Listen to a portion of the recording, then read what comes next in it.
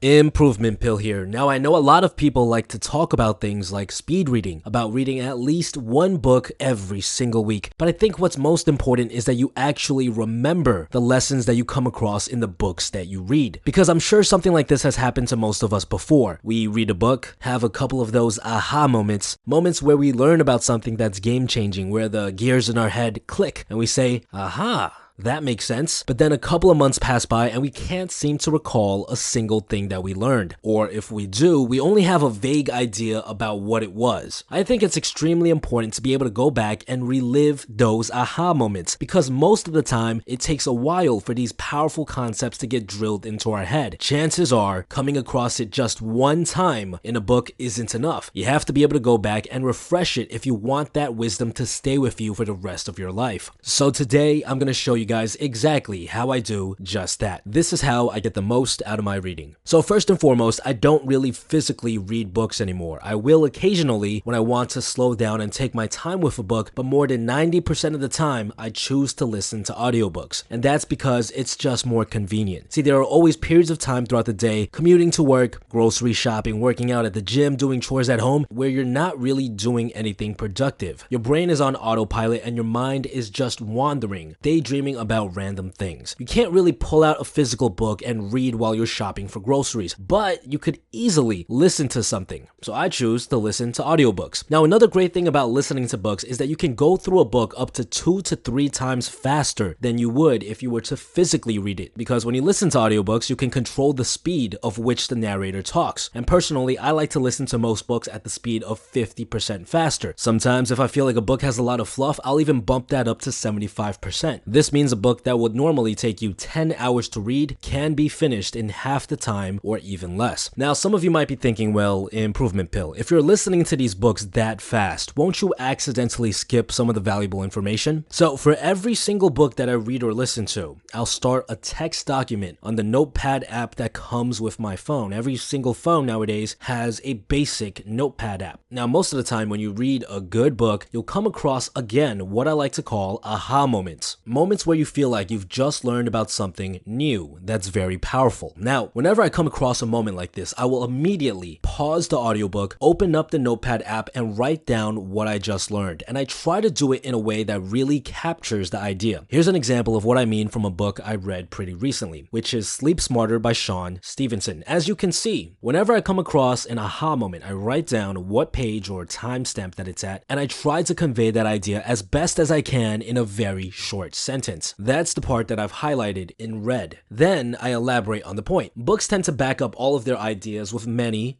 points. So I'll take the ones that have the most impact, the ones that got my gears to click, and then I add them into my notes. Now you might notice that the example I'm giving you guys right now isn't a Notepad app. This is actually a Word document. And that's because after I finish reading a book, I'll transcribe all my notes for that book onto a Word document. This will allow me to refresh everything into my mind once more, and it also allows me to keep an archive that I can bring around with me. Now, why is this style of note-taking so powerful? Well, as we already know, we tend to forget things pretty easily. Using the example of Sleep Smarter, the book provided me with over 30 ideas, strategies that I could apply to my life to improve my sleep quality. Now, there's no way I'm going to remember all of these things. In fact, I've been actively trying to apply what I learned, and for every 2 or 3 things that I managed to add into my life, I find myself having to go back to make sure that I'm doing everything correctly. And it's a hassle to have to go back and reread an entire chapter over and over again just to get something done. But since I take notes, I can just open up my notepad and get a clear idea of exactly what I need to do next in just a couple of seconds. Now you might be thinking, well, if having notes are so important, why shouldn't I just start reading cliff notes or listen to summaries of books instead of reading the entire book on my own and making my own notes? I'd save hundreds of hours and get a lot more done, right? Well, there's actually a huge difference between reading someone else's words and rereading your own. See, everyone has unique ways of thinking, unique choices of words. For example, the word happy brings up certain memories for me that are going to be very different from whatever they bring up for you. This means everyone is going to have different aha moments when they read a book. I might have gotten an aha moment that really impacts me from a paragraph I read on page 25, but you might have gotten to the same conclusion, the same aha moment from a segment on page 37. When you listen to someone else's words, the aha moment isn't as powerful because they're describing their aha moment that suits the way they think think, not the way you do. On the other hand, when you make your own notes and you reread them, you're going to get a crystal clear idea of exactly what you were thinking when you first came across that aha moment. It's going to take you down the same thought process that you initially had. It's basically going to allow you to relive that moment of inspiration, and that's very, very powerful. Remember guys, reading books is only useful if you get something out of it. But even more important is the fact that these moments of insight stick with you, not just for a day or two after you finish the book, but for years and years. And by employing this method of reading, you'll be able to retain a lot more information because you can easily go back into your notes and refresh it as if you had just read the entire book again. I guarantee you guys, if you try this out, you will definitely see some benefits too. This episode was brought to you with the help of, that's right, you guessed it, Audible. As you guys already know, I love Audible. I've been using them for a really long time now because, well, they have the largest library out of all the apps out there. Every single book that is relevant right now is on Audible. Go to audible.com/improvement pill or text improvement pill to 500